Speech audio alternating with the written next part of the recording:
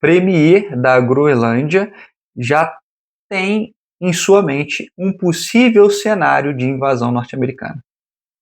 O premier, né, no caso, o Jens Frederik Nielsen, da Groenlândia, destacou em coletiva que não é provável que haja um conflito militar, mas que eles já precisam enfatizar a possibilidade desse ocorrido, ou seja, que isso possa acontecer.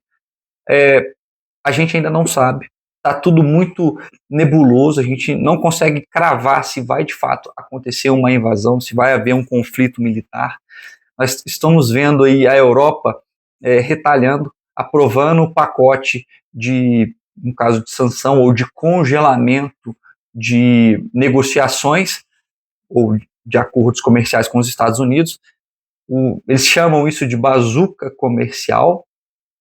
A gente não sabe de fato se isso terá algum impacto.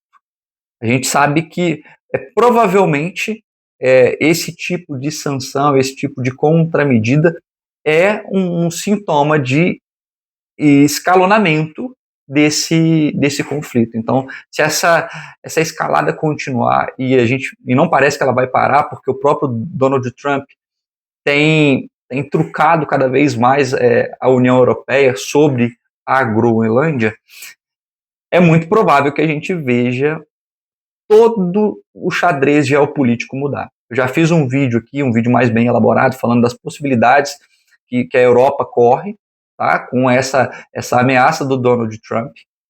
E a gente tem que entender que todas essas cartas estão na mesa, tá, gente? Os Estados Unidos, no governo Donald Trump, está abandonando a postura de mantenedor da OTAN ou de qualquer pacto multilateral que o beneficie, porque hoje já não o beneficia o suficiente. Então, hoje os Estados Unidos tomarão medidas unilaterais. Cabe, né, à União Europeia e todos os outros países do mundo a não cederem a essas investidas imperialistas dos Estados Unidos.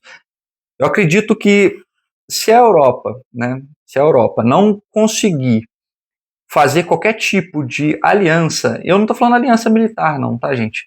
Mas aliança comercial, tá, com a China, e voltar a negociar com a Rússia gás, petróleo, enfim, entre tantas outras coisas, ela vai ficar numa sinuca de bico a qual ela não vai conseguir resolver sem uma dor muito grande, sem ter que cortar na própria carne.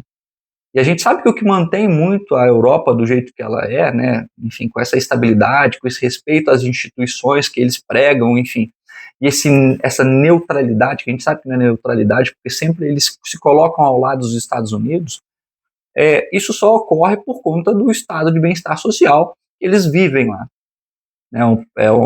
É um conglomerado de países que lutaram guerras imperialistas, que levaram à Primeira e a Segunda Guerra Mundial, e ficaram sob o guarda-chuva dos Estados Unidos, que permitiram uma industrialização e um tecnicismo muito grande, permitindo avançarem na fronteira, né, tecnológica. Porém, hoje, a Europa vive esse dilema, né? Eu falei que é trilema no outro vídeo, eu acho que é esse trilema, né? Vai continuar perdendo soberania, e eu já falei no vídeo anterior, eu não aposto que a União Europeia vá permitir ter perda de soberania, principalmente se tratando dos europeus, tá? E os Estados Unidos, que era uma antiga ex-colônia da Inglaterra. Porém, a postura da Europa, né, é de fraqueza, principalmente de muitos líderes que não querem um enfrentamento.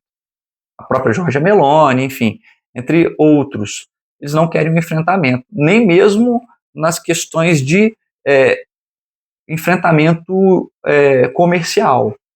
Tá? Então, hoje a Europa é uma sombra do que já foi no passado. Só que é importante a gente olhar para a Europa, porque lá geralmente é o estopim de toda a guerra mundial. Não porque por questões de é só lá que acontece. Não, mas geralmente os europeus que acham, né, que conquistaram todo o mundo, eles são orgulhosos.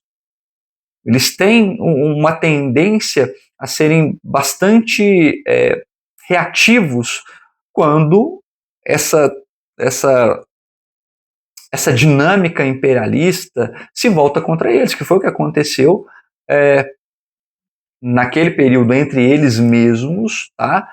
Mas agora esse imperialismo ele está vindo de um aliado.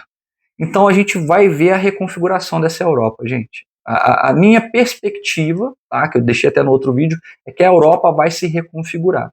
Países mais ao leste europeu, né, Polônia, Estônia, Letônia, Lituânia, ou seja, os países do Báltico, ficarão mais pró-Estados Unidos, e né, a Europa, que a gente conhece, né, como Europa setentrional, enfim, a gente vai vê-los tomando uma postura mais autônoma, tá? De alianças comerciais mais profundas com a China e provavelmente uma tolerância maior com a Rússia.